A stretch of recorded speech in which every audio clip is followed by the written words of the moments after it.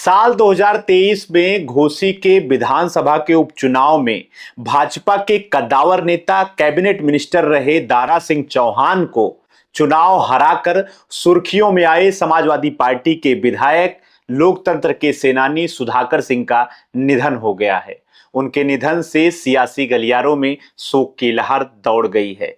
नमस्कार, मेरा नाम है अंजनी तिवारी और आप देख रहे हैं गांव देहात। सुधाकर सिंह का 2 दिन पहले ही उनकी तबीयत खराब होने की वजह से लखनऊ के मेदांता हॉस्पिटल में भर्ती कराया था। भर्ती कराने के बाद उनकी तबीयत अचानक बिगड़ी और गुरुवार को उनका निधन हो गया। सुधाकर सिंह सियासत में अपनी सादगी, जमीन से जुड़े हुए नेता और लोगों के बीच में चर्चित और लोकप्रिय विधायक के रूप में उनकी पहचान थी। उनकी इस प्रकार के निधन से जो है पूर्वांचल में जो राजनीति है उसको एक गहरा झटका लगा है। साथ ही साथ समाजवादी पार्टी को भी बहुत बड़ा झटका लगा है।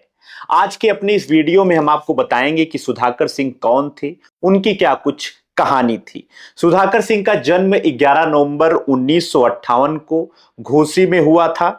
जाति से वो राजपूत थे और उनकी जो पढ़ाई लिखाई थी वो जो है पीजी तक हुई है। सुधाकर सिंह की शादी 12 मई 1979 को चिंता देवी के साथ हुई थी और सुधाकर सिंह के परिवार में 2 बेटे और 1 बेटी है। सुधाकर सिंह 3 बार जो है विधानसभा पहुंचते हैं, 3 बार वो विधानसभा का चुनाव जीतते हैं। विधायक बनने का उनको अवसर मिला था।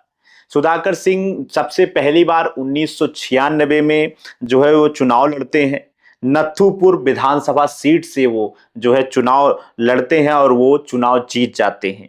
दूसरी बार वो 2012 और 2017 तक, 2012 से 2017 तक जब प्रदेश में, उत्तर प्रदेश में समाजवादी पार्टी की सरकार थी, उस समय वो विधायक बनते हैं। घोसी सीट से उन्होंने जो है जीत दर्ज की थी और 2017 में वो जो है यहीं से ही 2017 के विधानसभा चुनाव में जब प्रचंड मोदी और योगी की लहर थी, उस लहर में वो चुनाव हार जाते हैं और इस सीट पर फागू चौहान जो है यहां से विधायक बनाए जाते हैं भारतीय जनता पार्टी से। 2020 में यहाँ पे उपचुनाव होता है क्योंकि फागू चौहान को राज्यपाल बना दिया जाता है और 2020 के उपचुनाव में सपा के समर्थन पे वो जो है पार्टी का सिंबल उनको नहीं मिला था, लेकिन वो सपा के समर्थन पे ही यहाँ से चुनाव लड़ते हैं। 2020 में वो जो है विजय राजभर से चुनाव हार जाते हैं।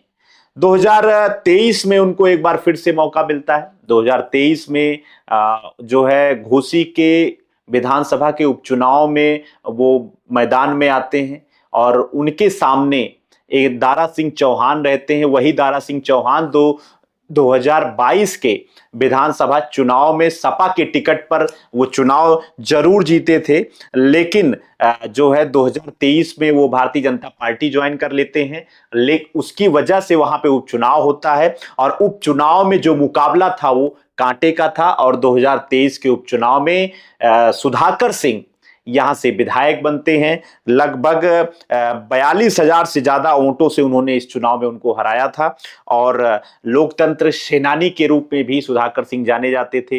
वो जिला कारागार आजमगढ़ में बंदी भी रहे। उनको लोकतंत्र सेनानी के रूप में पेंशन भी मिलती थी। इनका जाना समाजवादी पार्टी के लिए बहुत बड़ी क्षति के रूप में जो है देखा जा रहा है। स्वयं समाजवादी पार्टी के मुखिया, प्रदेश के पूर्व मुख्यमंत्री अखिलेश यादव हॉस्पिटल जाते हैं, मेदांता अस्पताल जाते हैं उनके निधन पर और जाकर परिवार को उन्होंने ढांढस बंधाया था। समाजवादी पार्टी के ऑफिशियल एक्स हैंडल से भी उनको विनम्र श्रद्धांजलि अर्पित की जाती है। प्रदेश के मुख्यमंत्री योगी आदित्यनाथ ने भी उनके निधन पर उनको जो है विनम्र श्रद्धांजलि अर्पित की है। सियासत में वो सादगी के प्रतिमूर्ति माने जाते थे। पूर्वांचल में उनके जितना बड़ा जमीन से जुड़ा हुआ कद का नेता नहीं माना जाता था। समाजवादी पार्टी के लिए पूर्वांचल की राजनीति में बहुत बड़े जो है इसको क्षति के रूप में देखा जा रहा है। सुधाकर सिंह के बारे में जो सबसे ज्यादा चर्चा होती है वो होती है घोसी के उपचुनाव की। घोसी का वो उपचुनाव सबसे ज्यादा जो है प्रतिष्ठा की लड़ाई भारतीय जनता पार्टी के लिए फंस चुका था। 2023 का वो समय था। एक साल पहले ही विधानसभा के चुनाव में भारतीय जनता पार्टी को प्रचंड बहुमत मिली थी।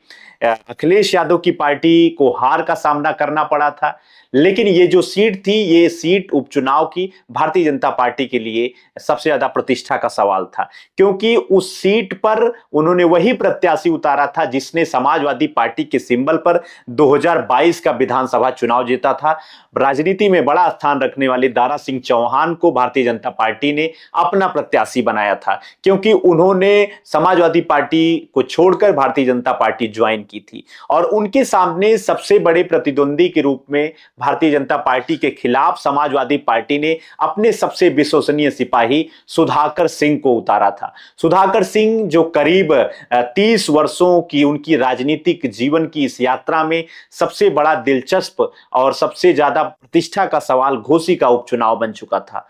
सुधाकर सिंह ने उस चुनाव में जो है ना सिर्फ अपने प्रतिष्ठा को बचाया, इसके बावजूद सपा के खेमे को छोड़कर भारतीय जनता पार्टी में शामिल हुए कैबिनेट मंत्री रहे दारा सिंह चौहान को 42,000 से ज्यादा वोटों से उन्होंने यहां पर चुनाव हराया। 42,759 वोटों से उन्होंने दारा सिंह चौहान को जो है चुनाव में शिकस्त दी थी।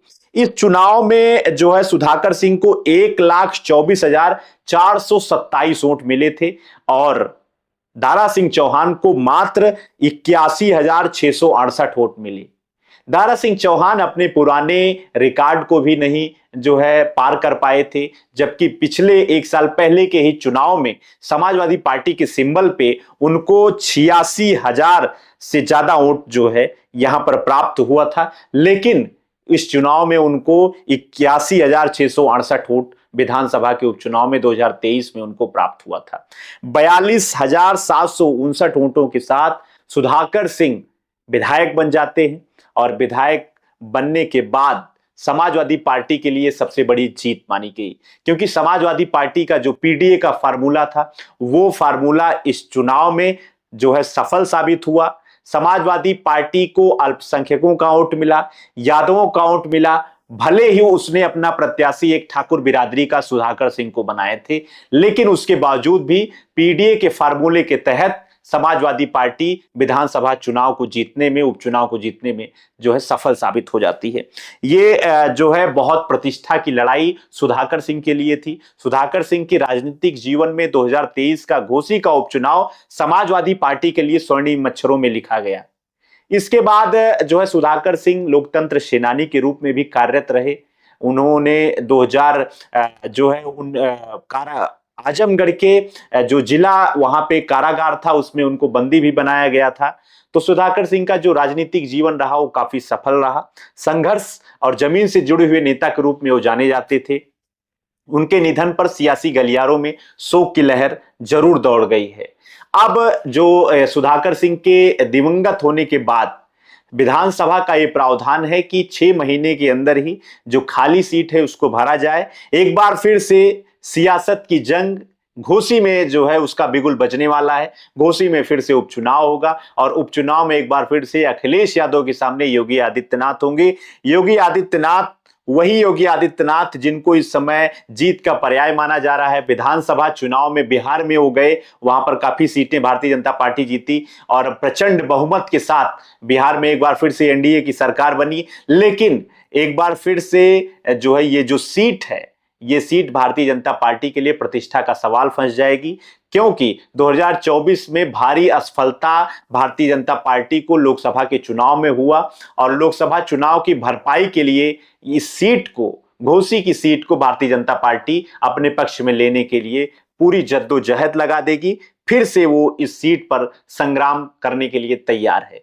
तो सुधाकर सिंह जो विधानसभा में एक बहुत अच्छे नेता माने जाते थे, जमीन से जुड़े हुए नेता माने जाते थे, उनका निधन भारतीय जनता पार्टी के खिलाफ उन्होंने चुनाव जीता था। समाजवादी पार्टी के लिए उनका जाना काफी जो है दुखदाई रहा और बहुत बड़ी क्षति के रूप में समाजवादी पार्टी इसको देख रही है। सुधाकर सिंह के बारे में हमने आपको पूरी जानकारी दी, उनका जन्म कब हुआ, विधानसभा के चुनाव में वो कब आए, 1996 में वो पहली बार नथुपुर सीट से विधायक कैसे बने, उसके बाद दोबारा जो है 2023 में जीत के साथ उन्होंने अपने जीवन की अंतिम यात्रा की विदाई कैसी पूरी की, इन सब के बारे में हमने आपको डिटेल में चर्चा करके बताई है। और अधिक जानकारी के लिए हमारे चैनल से आप जुड़े रहिए। हमारा आपसे निवेदन है, कृपया हमारे चैनल को आप अभी तक सब्सक्राइब नहीं किए हैं तो कृपया इसको सब्सक्राइब कर लें। चैनल को आप जो है लाइक करें, कमेंट करें और शेयर करके हमको मजबूती प्रदान करें। गांव देहात के साथ आप जुड़े रहिए, चैनल को देखते रहिए। आपका बहुत बहुत धन्यवाद।